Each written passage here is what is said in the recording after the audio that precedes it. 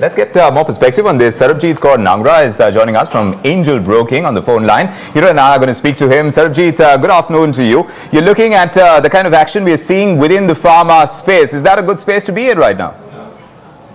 Yeah, it's a good space because most of the stocks have corrected from their highs, and especially the large caps like Cadila, Lupin, Sun Pharma, they have corrected a lot actually.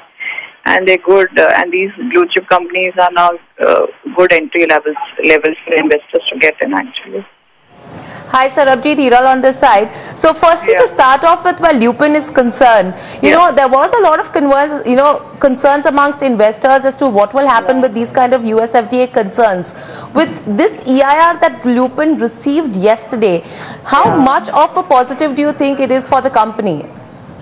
That's definitely a positive because that's one of the key plans for the company. So it's definitely positive. But yeah, it will take time in terms of approval. But definitely since EIR is there, it's a good in terms of final approval. So it's in the right direction. So that way, it's a good positive news actually for the company. So, do you think that they will start getting US FDA approvals with just one EIR, or they will have to wait to resolve the other 9 observations as well? No, they have to resolve the issue completely. EIR is just a one step forward towards resolution. It's not a full. Okay. Moving on to in terms of Lupin, now that they've received a 483 observations in terms of where the Dabhasa plant is concerned. If you could just tell us what's the kind of revenue contribution that we see from the Dabhasa plant? For Lupin, actually, it's an API facility. Actually, it's not a formulation, and Lupin doesn't sell API in the market. It's for internal consumption. So to that extent, I don't think that will have a major impact on number-wise. But yeah, in terms of and also it's a VAI certified observation, which what it basically means that it's a very minor in nature. It's not a very big outblown violation of any regulation. Then companies also indicated they will get over it. So I don't see it as a major hiccup actually. Alright, moving from Lupin, another heavyweight which is Cadila. For them, it's a major relief that has come in that they've got a EIR in terms of their Moraiya facility. So if you could just tell us how significant is that and what's the kind of revenue contribution that we see? Again, it's an EIR. Companies also mentioned that it's not a full approval from the US FDA, just in the right direction. Possibly expect the final approval to come through from US FDA. In terms of what it means is definitely it will can upgrade the EPS numbers by at least 7 to 8% if that comes through. Yeah. Though even if not upgrading it currently, also in terms of valuation, the stock is very attractive. So we have a buy. So, but if that comes through finally, the stock could see number upgrades of 8 to 10%.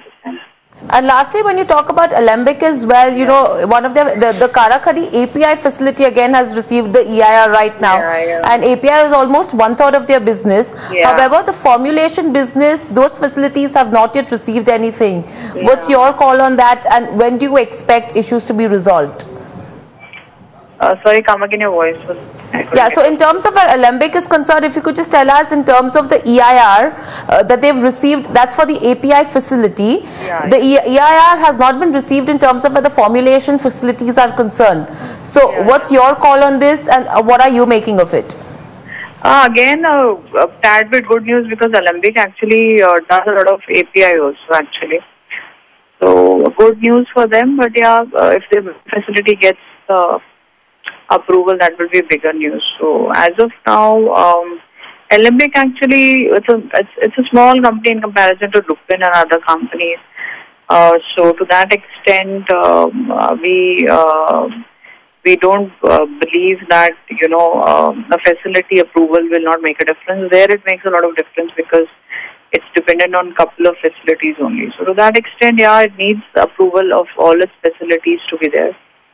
So to that extent, yeah, we believe that if all the approvals are in place, Alembic will be better placed in terms of managing its growth.